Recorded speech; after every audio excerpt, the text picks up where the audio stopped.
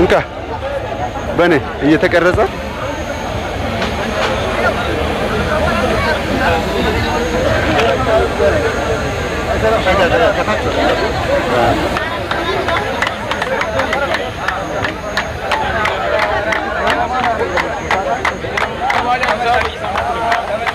Parti. Ande.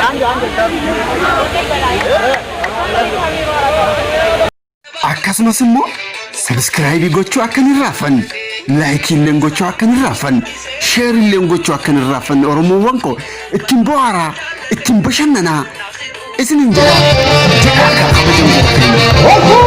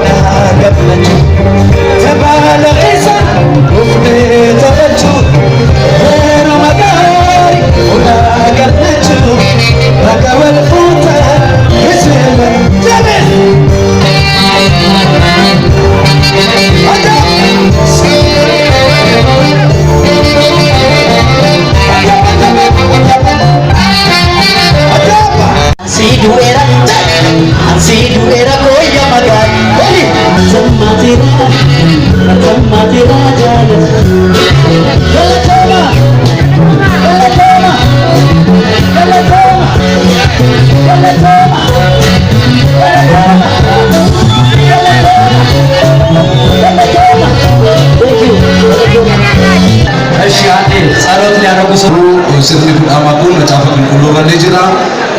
Inni kun fakkeenya yookiin immoo waadaa jechuudha. Waadaa namni lama nama tokko ta'ee kan ittiin jiraatu ቀለበት ማለት ምልክት ወይም ቃል ኪዳን ነው በሁለት ሰዎች መካከል የሚጸና ዝም ብሎ ቀለበት ለውበት ለድምቀት እንደ ሰዓት የሚታሰር ሳይሆን አስራ ከተጠጣ በኋላ መቼም ወንዝም ቢሆን ይጨዋል ኳሰውና lagni sakkalumatti yeroo rakkisa ganna hiriyaa yoo bishaan tuqe namni sakkalumatti ta'eetu malee sirni amma sirriitti maa jirru kun barumsa kudhaama quuqallattuma kanaan bifa kanaan dhiiraa biraa hin barbaadu. Ando ነው ተደምራ የመደመር ምልክት አንድ ሞራል አሜሪካና የሴቶች ትመስለኛለች እችልች ሴቷ ከዚህ በኋላ አበቃ ብለህ አንተ ለሷ አትጋ ilmi keenya obboleessi keenya mangeen obboleettii isaatiif yookiin immoo ishii waliin jiraachuudhaaf kudhaama kana hidhuudhaaf quba keekkaatti baasgaattis warra galli fuulduratti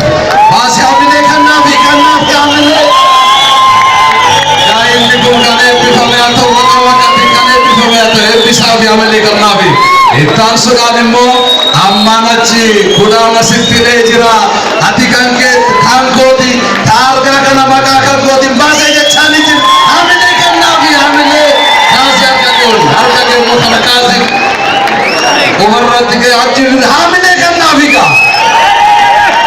jaalalaan hidhamu maddama idaamu jechuun kan hamilee ለጭፉ ጋይለሳኒ ያይቢሱ ዋቀይ የተባረከ ጋብቻ አድርገን የሰላም አምላክ እግዚአብሔር ዋቀይ ዱማረከቴ ይነቴ ጃቴ ኡቲ ጃረቴ አንጋዮና ቱተን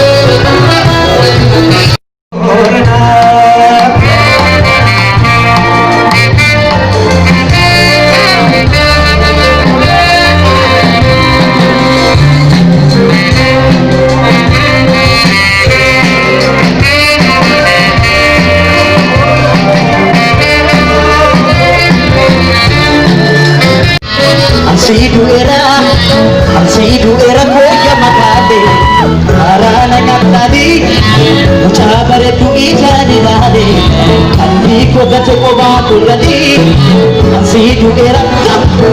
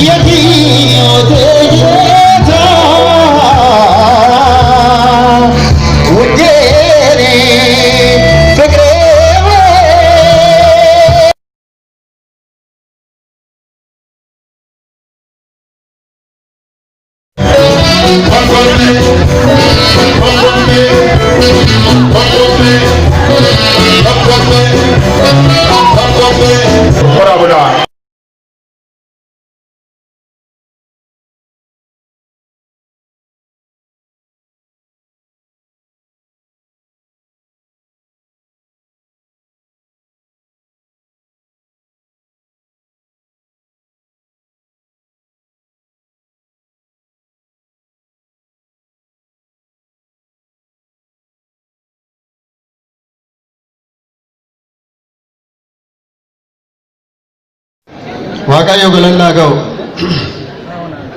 kan xinnaa guddaan nu sassaabamtanii gosa keenya waganii keenya sidaamaa haa ta'u oromoo haa ta'u hundumaa beerii hundaa haa ta'u jaalala keenya basitti sassaabamtanii rabbi kibirii isinii haa kennu kibirii isinii haa kennu bakka ijoolleen tultirree dhiifama nu godhaa dhiifama waaqayyo nagaan oolle nagaan nu haa bulchu dogoggora nu haa oolchu biyyi keenya nagaan nu haa ta'u xinnaan guddatu guddaan nu haa bulu alamiin teenya waayni oromoo waayni seeraa rabbi seeraa ganamaatiin seerri ganamaa nu haa dhaga'u alangee shanan nu haa dhaga'u gabataa shanan nu haa dhaga'u akkanumatti han kadhanne kadhaa keenya nu haa diriirsu ijoollee teenyallee geettii tana geettii milkii nu haa godhu geettii milkii nu haa godhu ammallee kunoo nu haa guddatan nu haa daraaran nu haa diriiran utiyoon qambara keessa nu haa bulu saanii okkolee keessa nu haa bulu jabbileen goorannoo nu haa bulu akkanumatti xinnaan guddatee nu haa bulu miqqayyaan nurraa haa dhiibbatu waayini xinnaa guddaa waayini oromoo waayini ani barana diriire kun immoo waayini mirga nu haa godhu waayini mirga keenya nu haa bulchu akkanumatti fira wajjin nu haa bulchu xinnaa guddaa wajjin nu haa bulchu ulfaadha edaan qofa qabbe አንዴ አጨብጭቡላቸው Naawwaffalchaa gooftolii kun innuu dhajalaa fi ta'e maalan eebbisaati kan mu hafte funaannadha waa'ee nagaa nu oolche nagaa nu haa bulchu irraa bora nu haa oolchu dogongora nu haa oolchu milkii achii asitti haa tolchu kan asii achitti haa tolchu ijoolleen tuni haa hortu haa guddatu miqqanyaan isaanii haa badu miqqanyaan isaanii lafa haa seenu waa'ee nagaan nu oolche irras oolee irras bulee nagaan nu haa bulchu nagaan nu haa oolchu ijoollee teenyas biyya kanas kanasitti dhufe yaamameetoo ulfinaaf kibriidhaaf as ga'e kana waan nagaa mana isaanitti haa galchu dirreen keenya dirree nagaa haa taatu mangistiin algaarra nu haa bulu niitiin dhirsa jalatti haa bultu dhirsi niitii jalatti haa bulu ijoolleen abbaa jala haa bultu abbaan ijoolleen haa bulu biyya keenya rabbi kan achii qilleensa nutti dhufidu kan qilleensa hamaa kana rabbi nurra haa dabarsu. jenna. Ayyaga sagantaan yeroo deemaa jira waan ta'eef gabaabsinee gaa'ela irratti abbootiin amantaa erga argamne sagalee waaqayyoodhaa daqiiqaa muraasa waliin baranna waaqni hunda keenya waliin haa turu. Waaqayyoo kan tokko taasisee omtuu addan baasu.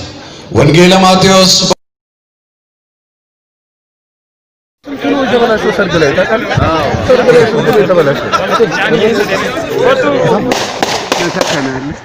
ये नगर